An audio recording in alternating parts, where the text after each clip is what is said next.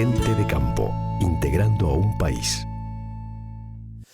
Señores, ¿qué tal? Tengan todos ustedes muy buenos días. Bienvenidos a esta nueva edición de Gente de Campo, aquí por la pantalla de la tele, un domingo más, acompañándolos a ustedes durante 60 minutos hoy para hablar de soja, de la cosecha de soja puntualmente, que ha estado realmente muy complicado. Hay algunas zonas que está todavía avanzando, no se ha finalizado.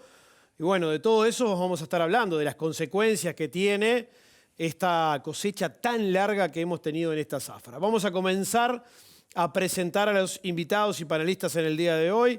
Rubén Silvera, director de Revista Verde. ¿Cómo andás, Rubén? Buen día. ¿Qué tal? Buenos días para todos. Un gusto y un placer, como siempre, estar acá. Vamos a recibir también a la ingeniera agrónoma María Inés Robela, es directora de El Sausal Agronegocios.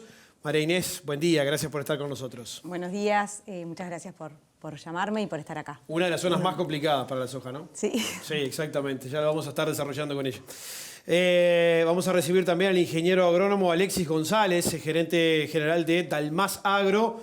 ¿Cómo andás, Alexis? Buen día. Buenos días, un gusto estar con ustedes y muchas gracias por el llamado. Gracias por venir. Y también vamos a recibir al ingeniero Nicolás Carmona, que es director de Smartway. Nicolás, buen día, gracias por venir. Buen día para todos. Gracias por la invitación.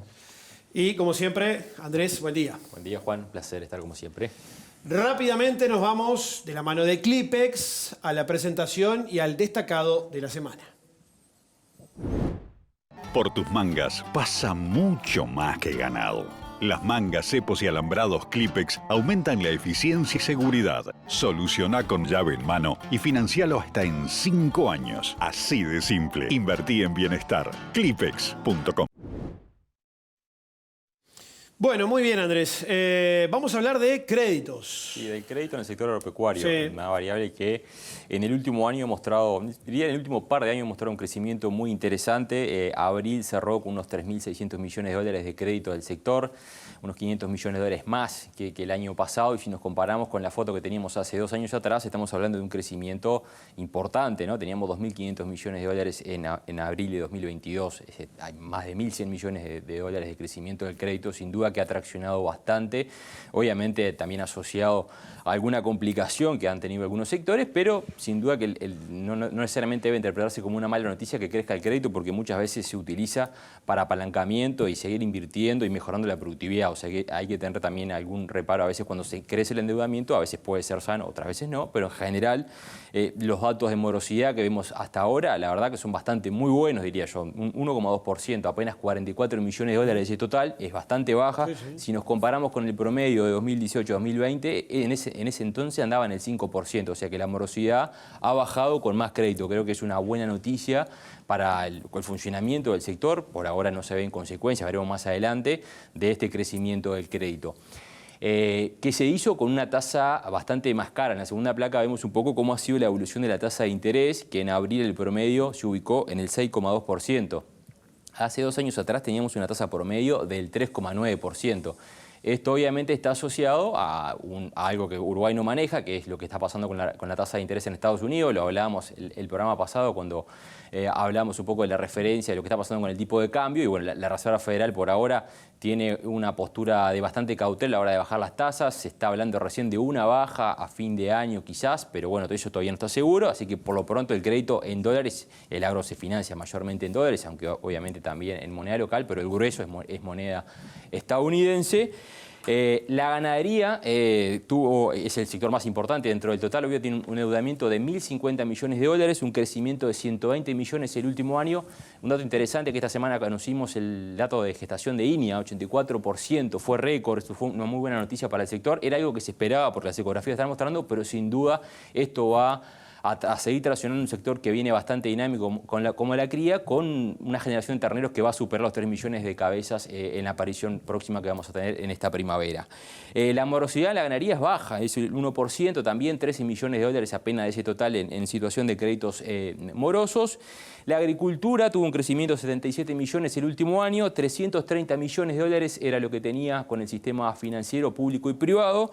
La morosidad es un poquito más alta que el promedio, 3,4%, y básicamente está concentrada en la soja, ¿no? 10 millones de dólares de esos 11 millones de dólares que tiene en créditos vencidos está asociado con la soja, que recordemos el año pasado tuvo una campaña pésima para el olvido, con un rendimiento promedio del peor prácticamente desde el 98, 700 kilos por hectárea, fue muy mala la campaña del año pasado y bueno, eso de alguna forma le pasó factura, el arroz tiene una morosidad muy baja, en trigo y en cebada, bueno, obviamente en abril todavía quizás el crédito no estaba tan activo, también es muy bajo el crédito, pero en general, la situación general del crédito, más allá de esto puntual que mencionaba de la soja, que dentro del total igual es un monto bajo, muestra números por ahora saludables. Muy bien, Andrés, muchísimas gracias. Nos reencontramos el próximo domingo. Hasta la próxima. Señores, nos vamos a la pausa. Antes les decimos que nos pueden seguir en nuestras redes sociales, en la red social X, Instagram y Facebook, como Gente de Campo UI, también en el canal de YouTube. Además, si quieren ver los programas anteriores, también lo pueden hacer a través de la web tele12.com. Pausa, la primera y enseguida regresamos. Cuchillos del Uruguay y Lorenzi, desde 1938. Fabricante de Franz Wenck Solingen, Sol y Cazador. Para obsequiar y obsequiarse. Tienda de campo, cuchillería y platería criolla. Contáctenos por WhatsApp 098-442-206. Zambrano y compañía. Seriedad y dinamismo todos los días del año. Primera empresa nacional de servicios agropecuarios. Venta de insumos, campos, remates virtuales, consignación de lanas, embarques a frigoríficos, remates de cabañas, remates de aras, inversión en agrobonos. Todo en un mismo lugar. Zambrano, su mejor opción agropecuaria. Por tus mangas pasa mucho más que ganado. Pasa el esfuerzo y la calidad de tu trabajo. Las mangas, cepos y alambrados Clipex aumentan la eficiencia, rentabilidad y seguridad. Soluciona con nuestro servicio llave en mano y financialo hasta en 5 años. Así de simple. Invertí en bienestar. Clipex.com. Compra tu campo en plazos extendidos con el Banco República. Para las grandes y medianas empresas, financiamos hasta el 70% de la inversión en plazos de hasta 15 años con 2 de gracia. Y para micro y pequeñas empresas, lanzamos el programa Pymes, con 90% de financiamiento en 30 años y empezás a pagarlo hasta en 2 años. Todo con las mejores tasas de financiamiento. Informate en brow.com.uy. Banco República, nuestro banco país.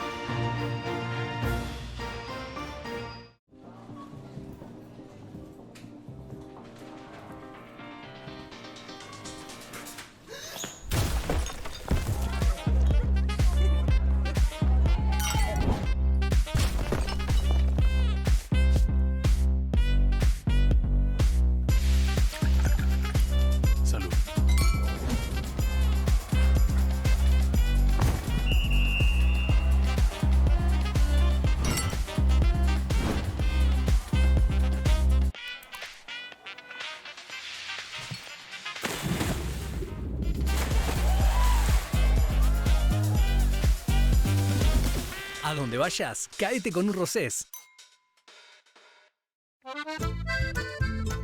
En Indarte y compañía, porque trabajamos en equipo, seguimos creciendo. Hoy, como todo el año, la mayor cantidad y la mejor calidad la tiene en Plaza Rural con Indarte. Y recuerde, porque somos un gran equipo, la mejor oferta de volumen y calidad la tiene Indarte en Plaza Rural. Haga un mate y llegue acá, por Indarte y compañía. Cuchillos del Uruguay y Lorenzi, desde 1938. Fabricante de Franz Wenck Solingen, Sol y Cazador. Para obsequiar y obsequiarse. Tienda de campo, cuchillería y platería criolla. Contáctenos por WhatsApp 098-442-206. Presenta este programa Aeronaves Tecnam. Cosecha de soja bajo estrés. Ese es el título del programa del día de hoy. Presentado por Zambrano y compañía. Zambrano remata calidad y cantidad, todas las razas en todo el país. Vea nuestra cartelera y de remates y súmese a la mayoría. Vemos y escuchamos el informe que elabora todos los domingos nuestra compañera Mercedes Avín. Súmese a la mayoría con Zambrano. Haga solo buenos negocios. Catálogos fideos preofertas en zambrano.com.uy. Todas las razas en todo el país. Zambrano, tu mejor opción agropecuaria. ¡Vendo! En una cosecha de soja muy retrasada y demorada por las lluvias, los rendimientos han mostrado valores descendentes conforme se ha avanzado con la trilla. Cuando comenzó a levantarse la soja en abril, los rendimientos rondaban los 3.200 kilogramos por hectárea, para ubicarse actualmente en un promedio de 2.200 kilogramos por hectárea. Las lluvias han hecho estragos en las chacras, provocando un incremento importante en los niveles de humedad. En la presente campaña, más del 90% del grano recibido tuvo que pasar por secadoras, generando un incremento importante en los costos, dado que la tarifa de secado se ubica en torno a los $30 por tonelada. En el litoral se logró finalizar la cosecha, mientras que en el centro del país, si bien se avanzó, las complicaciones presentadas generaron mermas importantes en la productividad. De todas formas, el este es la zona que presenta mayores dificultades, donde habrá áreas importantes que directamente no se van a cosechar, ya que los niveles de grano dañado superan el 50%.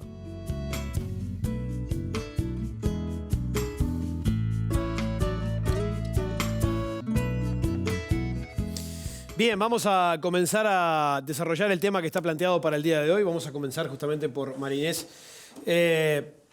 Muy compleja la situación en la zona este, ¿no? ¿Cuánto falta para levantar? Nos quedan el 20% del área. Se estima que este año se plantaron unas 160.000 hectáreas en el este y de eso todavía queda el 20% del área por cosechar. Y estamos en la toma de decisiones del abandono y no abandono. En esa situación estamos hoy. Porque está imposible todavía para entrar. No, no es porque esté imposible para entrar, porque imposible estuvo desde principios de la cosecha, que fue el 16 de abril, que arrancamos con lluvia, pero es que el grano ya está por encima del 50% de dañado. Entonces, en las situaciones que tenemos más del 50% de dañado, lo que tenemos que hacer es mandarla a Nueva Palmira, es el único lugar donde nos están recibiendo la soja, y si vos ahí le ponés el costo del secado, que anda en el eje de los $44 por tonelada para la humedad que estamos teniendo, más ese 50% de dañado, que hace que además un flete sea caro, porque son $72 de flete que tenemos a Palmira. O sea, que le pongo que la mitad de la mercadería tengo que pagarle el flete por algo que no me lo van a pagar. A eso le sumo el secado de $44 por tonelada. Con 50% dañado te queda $160, $190 de ingreso bruto por tonelada entre el descuento de secado y merma. Y bueno, tenés $130, $100 de cosecha, tenés $40, $50 de acondicionamiento de campo, te quedan $30, $40 por tonelada. Todavía con la posibilidad de que llegue a Palmira y que te digan tiene más de 50, como ahora, que estoy recibiendo llamados de gente que me dicen tiene 60% de dañado, ¿qué hago con el camión? Lo tiro en la banquina. Gasté $2.000 de flete hasta Palmira y lo tengo que tirar en la banquina. Entonces, la decisión viene... Si estamos por encima del 50% de dañado, primero investigar bien en la chacra en qué situación estamos, cada productor en su chacra, con una balancita, pesando granos y separando, porque es tan caro el cosechar y que te lo reboten, y a partir de ahí tomando la decisión de si cosechamos o no. Pero lo que está quedando está por encima del 50%. María Inés, si hay, en esa situación que tú estás describiendo, ¿hay chacras enteras o son pedazos de chacras que no se cosecharon en su momento, para saber la magnitud que tiene esa situación en las diferentes empresas? Bueno, en realidad hay productores que les queda el 70%, claro, como hay productores que cosecharon el 100%, ¿tá? Pero la media de los productores les queda el 20%, ¿tá? Si yo miro predio a predio de cada campo donde estoy trabajando, a todos les queda un 20%, ¿tá? De ese 20% igual, como te digo, hay productores que... sobre todo los productores arroceros, que se focalizaron claro, en el golpe para ese que le queda el 70 es tremendo, ¿no? El golpe para el que le... Pero ¿sabes qué? Por suerte el que le queda el 70 es arrocero, ¿tá? Porque al que le queda 70 es el que dijo, priorizo el arroz, porque el arroz vale mucho más que la soja, necesito sacar esto adelante. A ver, recordemos que llovieron desde abril hasta junio 500 milímetros, claro, y que cada 2 días, desde el 16 de abril, nos viene lloviendo. Cada 2 días. La única ventana de cosecha que tuvimos fue una semana en junio. En junio. Tremendo. ¿Me explico? Entonces, o sea, todo el tiempo la decisión fue de priorizar. ¿Qué priorizo? Entonces el arrocero priorizó el arroz. Ta. Entonces ese arrocero, con el dolor en el alma que le quede el 70, pero no es la misma situación que la del que vive netamente de la soja y le quedó el 20. ¿Me explicó? Tiene otro respaldo. Nicolás, ¿el panorama general del país?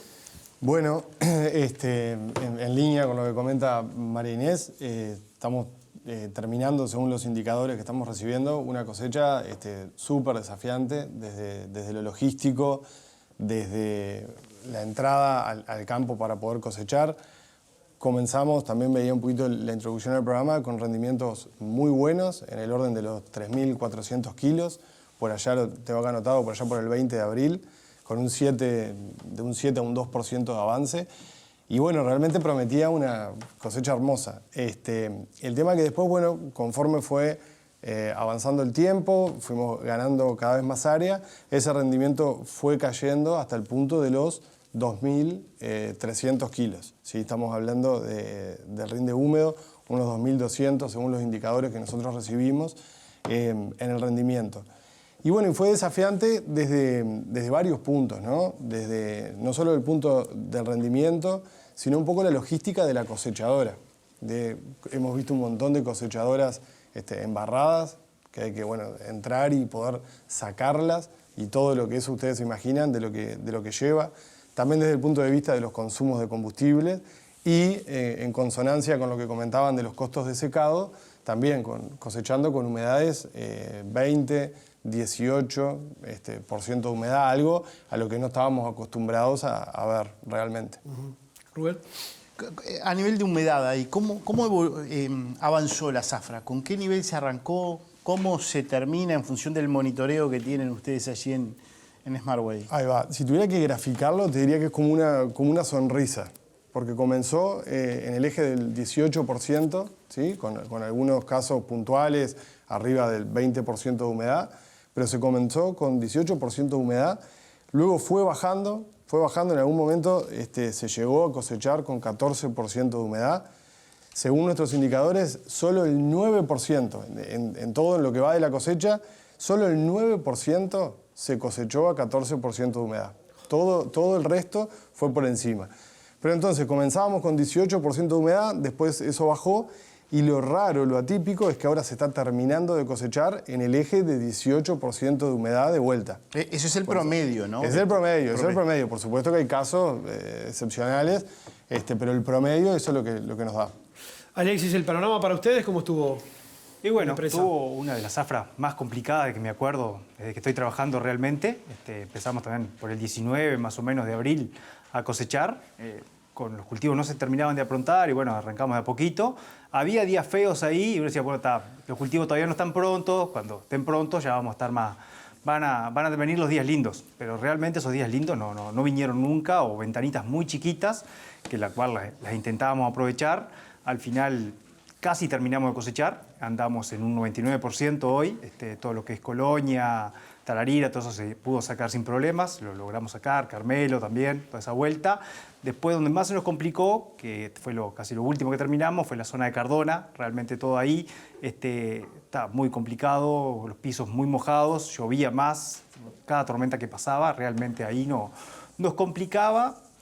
Terminamos con una humedad promedio de 16,6 más o menos lo entregado, 96% del grano fue asecado, o sea, estuvo por encima del 14%.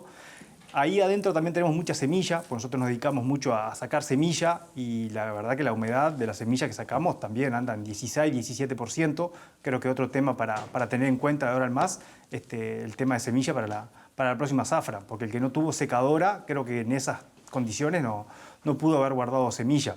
Y después en sí vamos a terminar una zafra relativamente buena, parándonos desde que en marzo, si no llovía, nosotros perdíamos la cosecha de vuelta. O sea, veníamos muy apretados realmente con la seca, en Colonia apretó fuerte y después arrancó a llover en marzo, el tema que después no paró más de llover.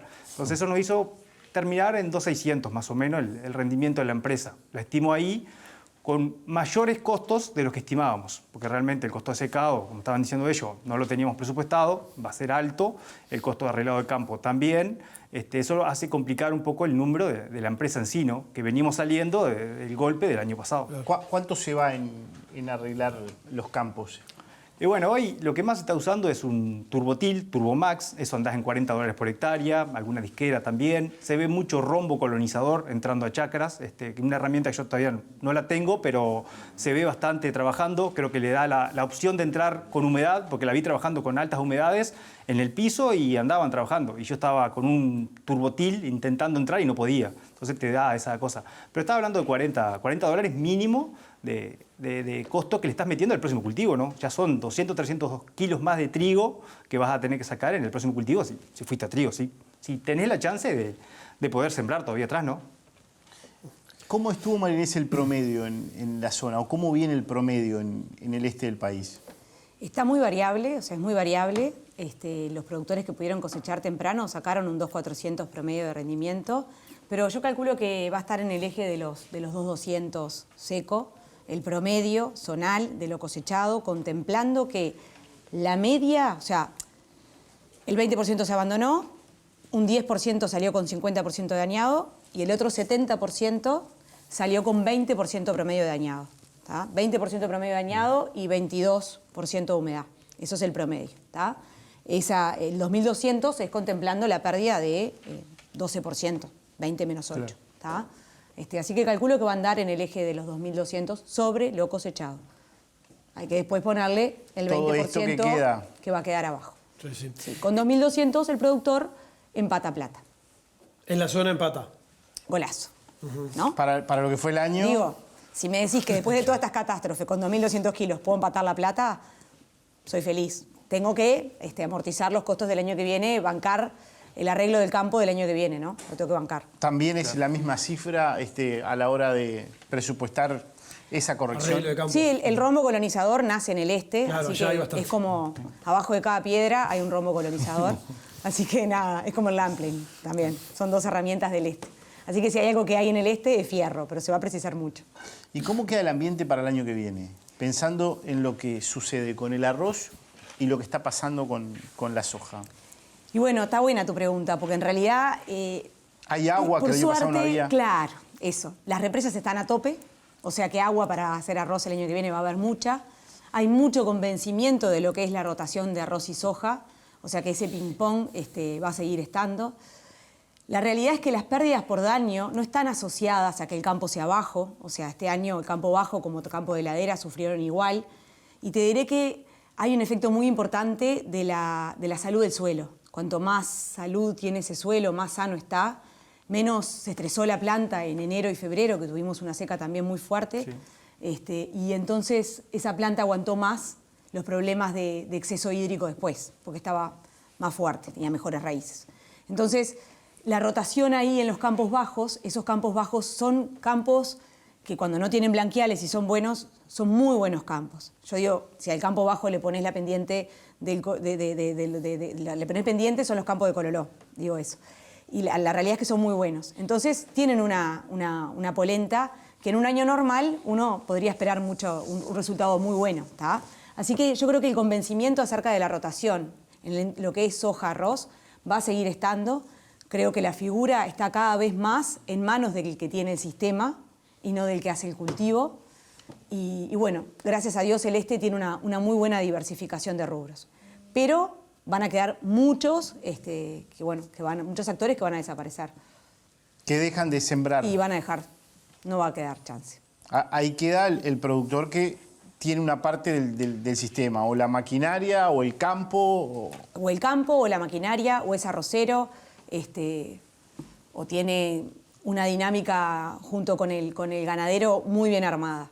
Pero no es para un agricultor. La zona este no es para un netamente agricultor de secano.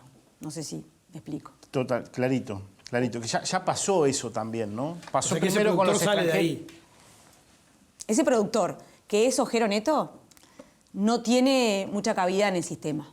No tiene mucha cabida. Porque la cabida en el sistema de rotación del este es rotación. O sea, la clave es la rotación. No existe el sistema continuo. O sea, existe, sí, para las grandes empresas multinacionales que las conocemos todos, que tienen otra idiosincrasia de trabajo y que lo hacen muy bien y que en realidad funciona espectacular. Pero en el promedio de la media de los sistemas convencionales del este, la soja entra en el sistema de rotación, no entra como cultivo solo. ¿Hay algún dato de cuánto es el sobrecosto del combustible?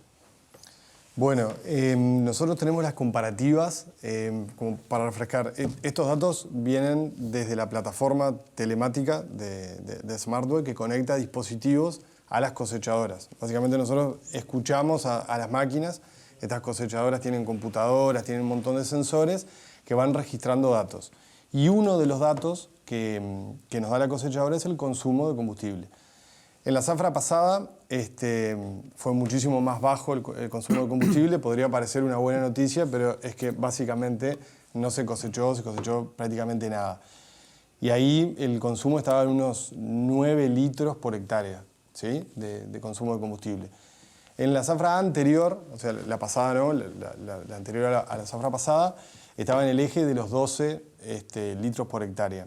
Y en esta campaña estuvieron entre 15 y 16 litros por hectárea. La cosechadora. La cosechadora. Claro. Estamos dejando de lado el tractor, que el tractor a su vez recorrió mucho más, porque los camiones se acercaban menos, o sea que tuvo que recorrer más, hubo un sobrecosto importante en los tractores, que esos no todos los teníamos monitoreados.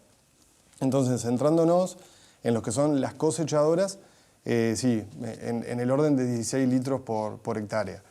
Tratando de encontrar una explicación, bueno, se cosechó con más humedad, como hablábamos, o sea que hay más materia ahí, hay más fuerza que en definitiva tiene que hacer el motor de la máquina, gasta más, se recorrió más y bueno, pienso yo que también se cosechó a menos velocidad, se cosechó en torno a los 4 kilómetros por hora y habitualmente para lo que es soja se cosecha en el eje de los 7 kilómetros por hora. Entonces, bueno, un poco todos esos factores explican el aumento en el consumo de combustible. Decimos que es la cosecha más larga de los últimos años o de la historia. ¿Cuántos días efectivos de cosecha están monitoreando ustedes? Y bueno, a la fecha actual no ha terminado la cosecha, como tú decías, estamos en el eje del 97% de avance y los primeros registros, como vos comentabas, también los tenemos el 20 de abril. O sea que del 20 de abril y actualmente estamos en el 97%. Superamos los 2 meses. Eterna. Eterna. Tiempos del arroz, porque la cosecha del arroz es bastante larga. ¿Cómo estuvieron Alexis, los sobrecostos? Hablábamos de la corrección de las chacras, pero Nicolás hablaba del consumo de combustible en las cosechadoras, pero no solo quedó ahí, hubo que invertir más en gasoil porque los camiones no entraban justamente a las chacras. Mira, las máquinas nuestras, más o menos entre 18 y 20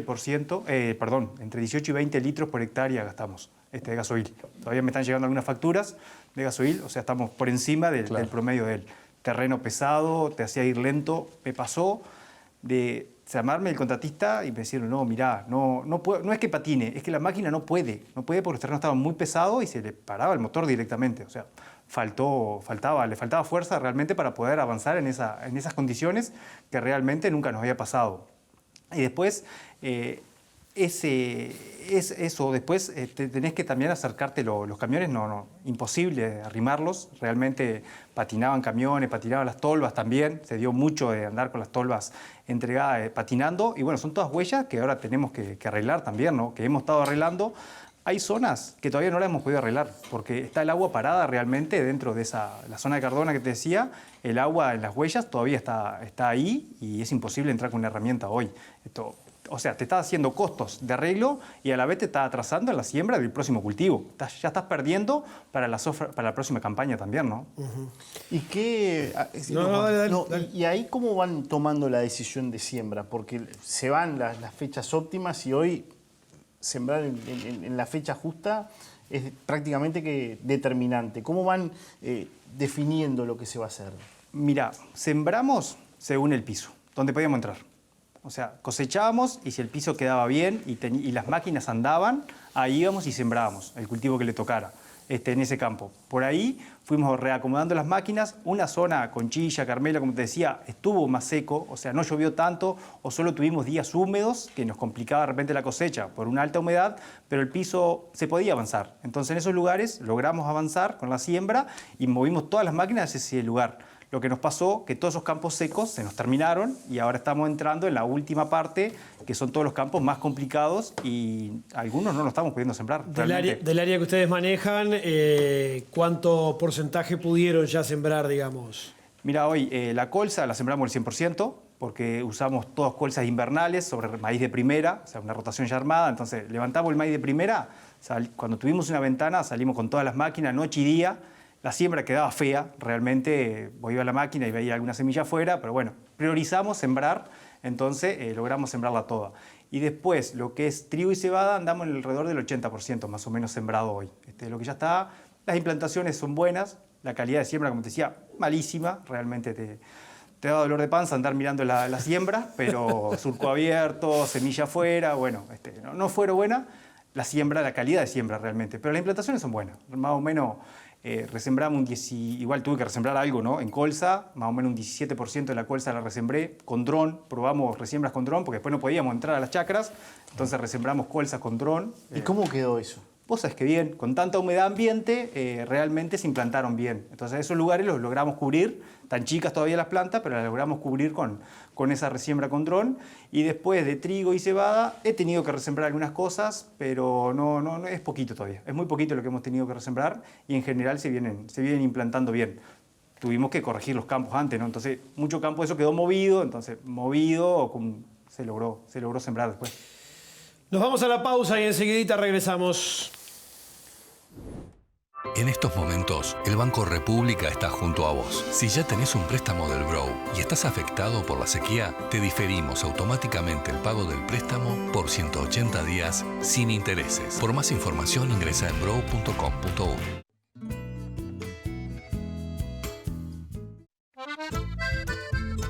En Indarte y Compañía, porque trabajamos en equipo, seguimos creciendo. Hoy, como todo el año, la mayor cantidad y la mejor calidad la tiene en Plaza Rural con Indarte. Y recuerde, porque somos un gran equipo, la mejor oferta de volumen y calidad la tiene Indarte en Plaza Rural. Haga un mate y llegue acá por Indarte y Compañía.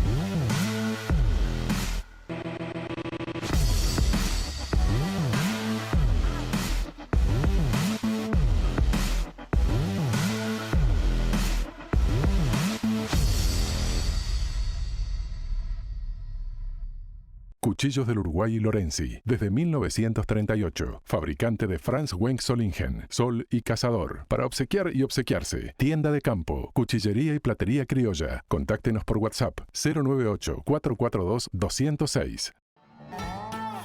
Por tus mangas pasa mucho más que ganado. Pasa el esfuerzo y la calidad de tu trabajo. Las mangas, cepos y alambrados Clipex aumentan la eficiencia, rentabilidad y seguridad. Soluciona con nuestro servicio llave en mano y financialo hasta en 5 años. Así de simple. Invertí en bienestar. Clipex.com.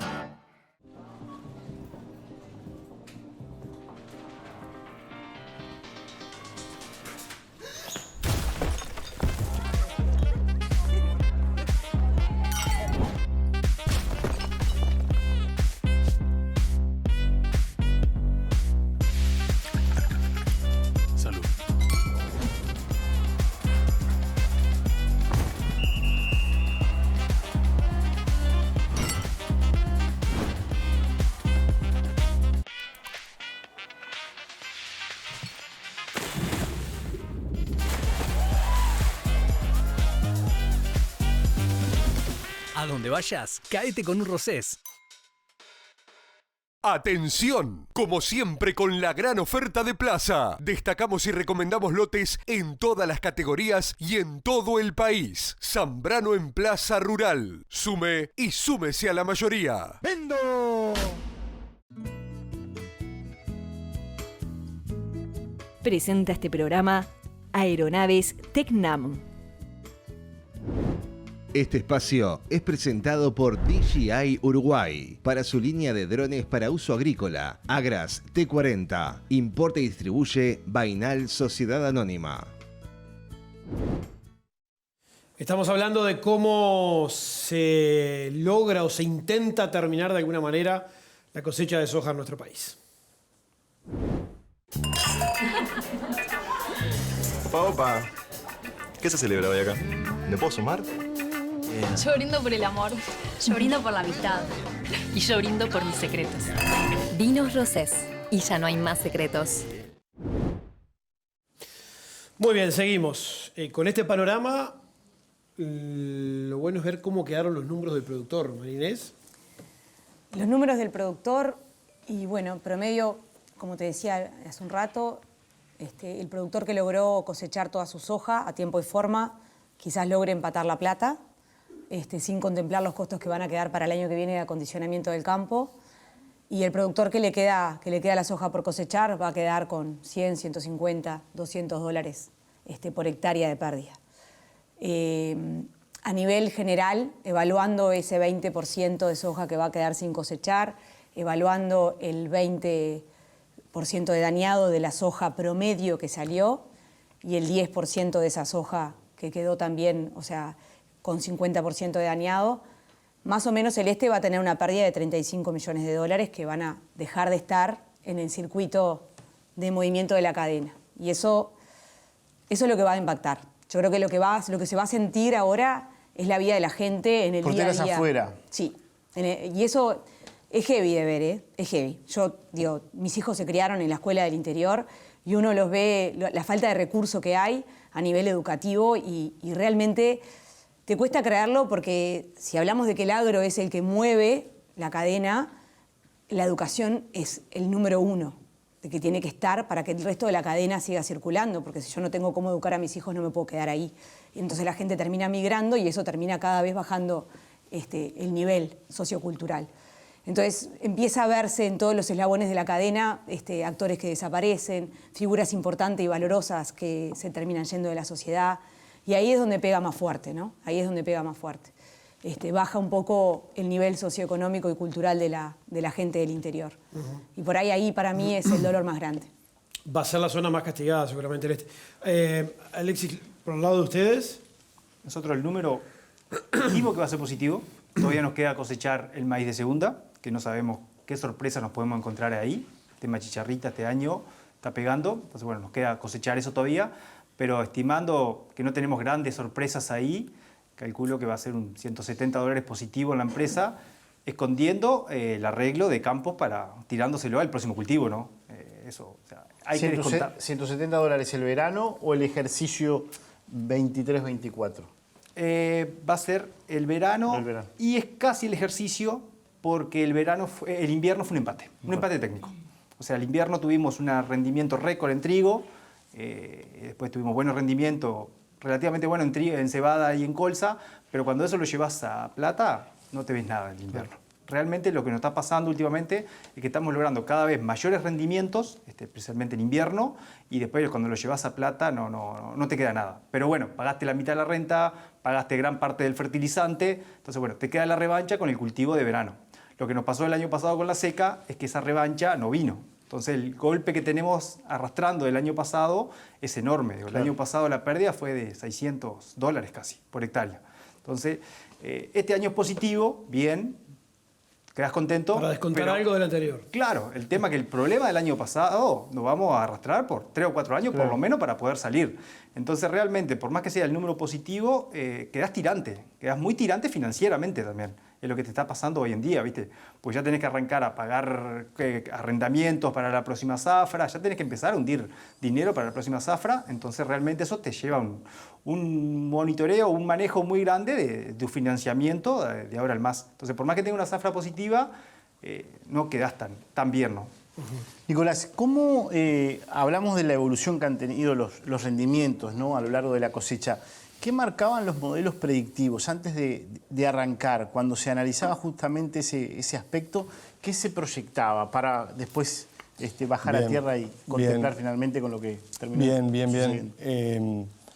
Nosotros entrenamos un modelo de inteligencia artificial con los datos que campaña tras campaña venimos cosechando. Entonces tenemos el seguimiento satelital de todos esos cultivos, tenemos datos sobre el clima también, obtenidos desde el satélite, y tenemos el final del cuento, que es el rendimiento cosechado a través del proceso del peritaje telemático, porque esto viene asociado con el seguro. Ese modelo entonces nos permite, y esta fue la primera campaña, que pudimos hacer una predicción a 30 días antes de cosecha de los rendimientos. Y bueno, la verdad es que las predicciones eran muy buenas, Y lo que sí vimos que en los casos que la cosecha fue diferente a la predicción, fue en aquellos casos donde se dilató muchísimo el tiempo de cosecha. Desde que el cultivo estaba pronto hasta que efectivamente se cosechó, ahí bueno, por procesos, ahí los agrónomos lo explican, eso generó que realmente haya caída bastante por encima del 30% de la producción de lo que se esperaba, ¿sí? Entonces ese fue uno de los impactos. Y después, sobre la pregunta del balance de esta cosecha, totalmente en línea con lo que vos mostrás del este, con lo que Alexis cuenta de la otra parte de Uruguay, o sea que ahí nada que agregar. Sí, yo veo que fue una buena campaña también para cosechar datos y no quedarnos con lo que fue el año pasado, el histórico del año pasado, que desde la perspectiva del seguro es un año que pesa mucho. Entonces ahí nos permite ajustar este modelo de inteligencia artificial para que sea una alternativa más, como una herramienta de seguro para el productor, para esa revancha que comentaba Alexis. O sea que desde ese punto de vista nos quedamos muy conformes desde la óptica de la tecnología y desde la óptica de los rendimientos, eso. En el oeste, en el centro del país, vimos que los rendimientos estuvieron bien, se cierra con un promedio de los 2.200 kilos, el este sin duda la parte más castigada, pero bueno, permite esto también ajustar los modelos. ¿Cuánto te daba qué rendimiento se estimaba? Y en algunos casos donde hubo diferencia daba 3.400 kilos. Sí, daba en el eje de los 3.400 kilos. Y efectivamente, después cuando hablamos con ese productor, que fuimos a campo y vimos por qué estaban las diferencias, el productor coincidía que el potencial de rendimiento era ese. Pero después, bueno, pudo cosechar más de 30 días después de que el cultivo ya estaba pronto para ser cosechado. ¿Ese modelo incorpora el clima también? Cuando ustedes entrenan a la inteligencia artificial. Sí, incorpora. ¿Y el clima general o el clima particular que marca el historial de la chacra? Particular del historial de la chacra. Y un dato de color. La zafra pasada, que fue una zafra malísima, existieron 52 días con más de 35 grados. O sea, en algún momento del día se registraron más de 35 grados. Y en esta campaña fueron solo 9. Y por supuesto muchísima más agua que la campaña pasada. O sea que esas dos cosas juntas explican muchísimo la diferencia de los rendimientos. Y respondiendo al modelo, bueno, ese modelo por supuesto se alimenta de datos de clima de la parcela, de la chacra, y de índices, índice de clorofila, índice de agua disponible, hay un montón de indicadores que van a ese modelo y se entrenan con los datos de rendimiento. ¿Y qué le sumas ahí? ¿Fecha de siembra, por ejemplo? Fecha de siembra y la variedad. Exacto. Yo me quedé con lo del clima. Sí. Incorpora información que ya está generada del clima. ¿Hacia adelante también? No, hacia adelante no. Hacia adelante no. Hacia adelante no, es información. Predicción de clima no. Ahí va, no. Predicción de rendimiento en función de lo que ha pasado. En función de, claro, exactamente eso. Ese es un trabajo en conjunto que estamos haciendo con INIA, financiado por ANI.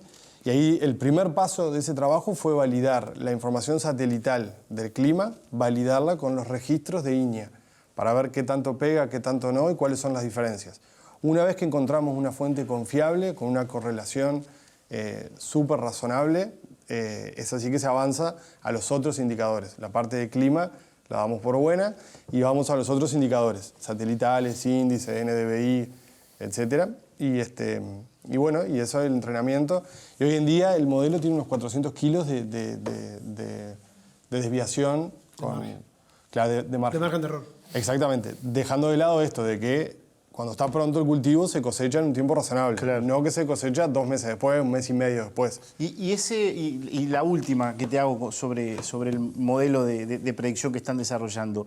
¿Cada cuánto tiempo vos podés consultar o en qué momento o en qué periodos del cultivo vos podés consultar lo que puede rendir? Bien, en 30 días es lo que hoy en día está previsto. Después eso se va ajustando. Inclusive en el momento de cosecha se vuelve a ajustar con las máquinas conectadas. O sea, a las máquinas que nos están reportando datos en tiempo real, ajustan el modelo y se ajusta esa predicción. 30 días es lo razonable. Cuanto más atrás en el tiempo nos vamos, o sea, al modelo le pedimos que se anticipe cada vez más, ahí cada vez más aumenta el error. El error. Exactamente. Pero 30 días es razonable para todas las partes. Recordemos que esto se usa para el seguro, se usa para instrumentos de protección al crédito, para los agregadores, poder tener una mayor predicción logística y de cómo van a estar las chacras, para asistir, es como una herramienta de asistencia a la protección al crédito, a los técnicos que recorren los campos para ir supervisando cómo vienen los rendimientos. Ese es el foco. O sea que tiene un foco de herramienta para el seguro y un foco para agregadores, poder tener mayor previsibilidad y visibilidad de lo que está pasando en el campo. ¿Se habrán activado muchos seguros en esta zafra? Yo creo que no. Falta de piso fue una en el Sí. ¿no? Sí, falta de piso cubrió algunas, pero cubría poco. Poco. Sí, y no todas las aseguradoras la tenían, por lo tanto, no todos los clientes entraron dentro de esa cobertura de falta de piso, pero fue el que se activó. El seguro de rendimiento este año estaba medio inviable. En mi zona estaba inviable. Te cubría por muy el poco. costo que tenía. El costo traía, y por el bajo rendimiento que te cubría no justificaba. El año anterior lo habíamos usado, ¿no? ¿Cómo estuvo el año pasado? El año pasado no fue tan malo como Claro. la zona de Alexis. Igual tampoco fue maravilloso, ¿no? Fue de empatar plata. Fue de empatar. Y pero no fue la zona, no fue la zona de No se sufrió la sequía como en el centro, litoral. Igual en nuestra norte, zona, litoral acordate que no existe el cultivo de invierno. El cultivo de invierno es a dedo elegido los campos, ¿no? Y los lotes dentro de los campos. Y no se puede sembrar nada. Habitualmente ustedes siembran carinata en el este, ¿no? Nosotros sembramos carinata porque es un cultivo bastante más noble en cuanto al anegamiento. Sufre menos el anegamiento, tanto en la implantación como en el proceso después del cultivo. Por eso sembramos carinata. Es un cultivo que te deja un margen de $150 antes de renta, ayuda a pagar un poco la renta y ayuda a diversificar las opciones de cultivos porque no podemos depender solo de ¿Le ves potencial a la carinata en el este para seguir creciendo o ya está...? Y lo que pasa que en la medida que está de la mano del maíz, porque si logramos solucionar el tema del maíz, la carinata calza muy bien con el cultivo de maíz porque se cosecha más tarde y no es muy amiga de la soja de segunda. Sin embargo, con un maíz puede andar bien. Pero bueno, el tema de la chicharita nos deja ahí. Optimizar los tiempos de tu negocio volando en tu propia aeronave. Aeronaves Tecnam, económicas, sustentables e innovadoras. Te mostramos el modelo P2010 TDI, el más avanzado monomotor turbo diésel. Solicita información escaneando el código QR.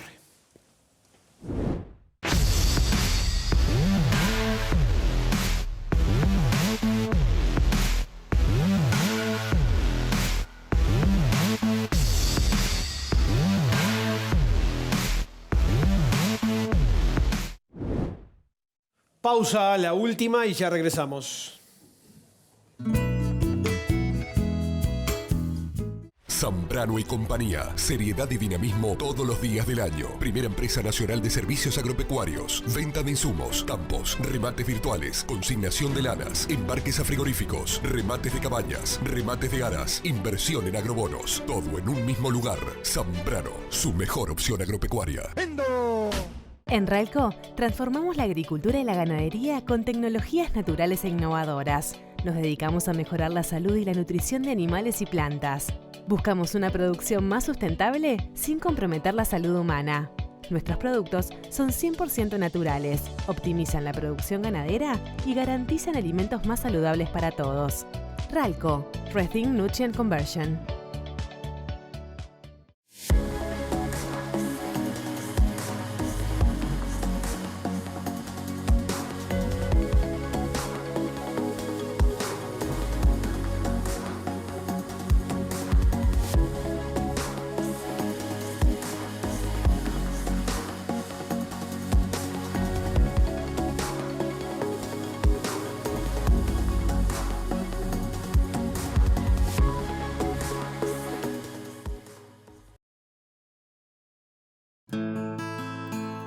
Con más de 3 décadas de experiencia y compromiso en el rubro agropecuario, ofrecemos un servicio integral basados en la honestidad, confianza y seguridad. Desde el centro del país, contamos con un equipo en constante crecimiento. Somos socios fundadores de Plaza Rural. Visítenos en www.aramburu.com.uy.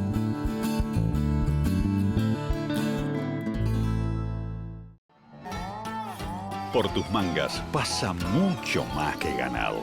Pasa el esfuerzo y la calidad de tu trabajo. Las mangas, cepos y alambrados Clipex aumentan la eficiencia, rentabilidad y seguridad. Soluciona con nuestro servicio llave en mano y financialo hasta en 5 años. Así de simple. Invertí en bienestar. Clipex.com. Compra tu campo en plazos extendidos con el Banco República. Para las grandes y medianas empresas, financiamos hasta el 70% de la inversión en plazos de hasta 15 años con 2 de gracia. Y para micro y pequeñas empresas, lanzamos el programa Pymes, con 90% de financiamiento en 30 años y empezás a pagarlo hasta en 2 años. Todo con las mejores tasas de financiamiento. Informate en brow.com.uy. Banco República, nuestro banco país.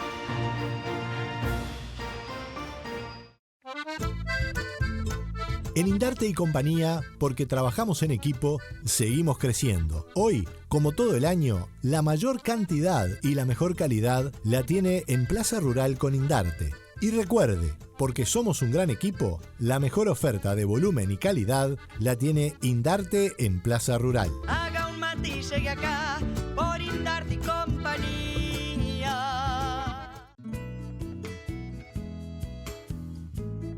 Presenta este programa Aeronaves Tecnam. Ingresamos al último bloque en esta mañana de Gente de Campo, aquí por la pantalla de la tele. En Indarte y Compañía, la mayor cantidad y la mejor calidad la tiene en Plaza Rural con Indarte. La mejor oferta de volumen y calidad la tiene Indarte en Plaza Rural. Muy bien, Rubén. Vamos a preguntarle a Alexis a ver cómo viene el panorama para el ejercicio 24-25. ¿Qué pasa con los números? Bueno, por lo pronto seguimos con la idea de terminar nuestro plan de siembra de invierno, o sea, cumplirlo, por más que nos vamos a atrasar más de lo que quisiéramos, particularmente con trigo, pero la idea es cumplirlo. Y después, analizándolo, queda desafiante también igual. Queda un invierno muy parecido al invierno pasado. Sí, porque digo, los costos, si vos lo mirás por ítem, de repente han bajado. La semilla de repente bajó un poquito, los fertilizantes, cloruro de potasio particularmente bajó algo, después lo que es fósforo y urea, por lo menos las compras nuestras son muy parecidas a las del año pasado, entonces por ahí no veo una baja de costos. Y también lo que me está pasando es que me están llegando los análisis de suelo ahora y la fertilización va a tener que ser muy fuerte. Está siendo fuerte ya. O sea, el año pasado nosotros salíamos de la seca, se fertilizó poco. Eso no estaba, claro. Los campos estaban muy nitrogenados, entonces eso lo aprovecharon todos los cultivos de invierno, realmente. Este año eso no nos está pasando, fósforo, potasio está bajo, nitrógeno también, entonces las fertilizaciones van a ser fuertes. Entonces, estimo hoy que el costo de los cultivos de invierno queda muy parecido al año pasado, con un mejor precio a priori, porque hoy la colza está mejor precio que el año pasado y trigo y cebada también. Entonces eso te puede llegar a mejorar el número, pero la verdad es que no, es difícil vender a futuro esa producción hoy, trigo principalmente, cebada sí, ya puedes ir calzando, lo hemos hecho, entonces eso te va cubriendo costos por lo menos. Pero lo veo una campaña muy parecida al año pasado, con un 4.600, 4.700 por lo menos de equilibrio en trigo, con toda la renta. Y con toda la música, me imagino. Con media renta y toda la música. Sí, sí, fertilización es fuerte, apuntando a kilo y a calidad. Tenemos que intentar llegar a los 6.400 del año pasado. Entonces, bueno, tenemos que fertilizar bien. Cebada estimo un 4.000 y algo, va a depender un poco el precio final cuando terminemos de cosechar, pero un rendimiento de equilibrio de 4.000 y algo, y una colza de 2.100 más o menos, es lo que estimo, que a números parecidos a lo del año pasado. María Inés, en el este, ¿cómo ves el programa hacia adelante? Y bueno, personalmente hoy es muy temprano todavía para planificar, porque estamos todavía en pleno barro. Sí creo que se perdieron muchísimas praderas este verano, producto del exceso hídrico, que se va a sembrar el 100% del área de arroz y que se va a tener que sembrar soja bastante porque los campos quedaron al descubierto, no hay condiciones de sembrar nada ahora, no sé si las va a haber, o sea, nosotros nos ponemos la ventana de invierno ya se perdió, porque las siembras en el este, para sembrar cultivo de invierno, la ventana es hasta el 15 de mayo. Si vos hasta el 15 de mayo no sembraste, después no siembres porque medio que tirás la plata, porque cualquier agüita ya se te plancha. Entonces ya la ventana de cultivo de invierno se cerró, entonces nos queda solo la ventana de siembra de pasturas. Y siembra de pasturas, sabiendo que viene un verano que supuestamente dan seco, se puede complicar, porque se te puede morir la pradera en el verano si no te agarra bien firme esa planta con buen anclaje de raíz. Así que la siembra de pradera la vamos a estirar hasta agosto, y si en agosto no se sembraron las praderas, todo eso tiene que pasar o a siembra de pradera de primer año temprana en marzo 15 para adelante, o a siembra de cultivo de verano. Así que entiendo que va a haber mucha área de praderas que va a retornar al sistema agrícola, y después va a haber mucha área sin poder cubrir con praderas que va a tener que pasar a cultivo de verano. Así que entiendo que se va a hacer área, se va a reducir porque va a haber más arroz, pero bueno, la soja es la vedette que permite hacer que el resto de las ruedas sigan girando. ¿Cuánto tiempo precisan esos campos que están tan empapados, tan enchumbados hoy en agua? ¿Cuánto tiempo precisan para estar prontos de nuevo, digamos? Es una cuestión de días. O sea, ahora los días son más cortos, hay menos sol y están enchumbados. Por lo tanto, no se puede esperar que ahora uno pueda trabajar la tierra. Yo no soy muy hincha de trabajar la tierra en barro porque creo que lo destrozás al suelo. Así que soy hincha de esperar a que tengan las condiciones óptimas.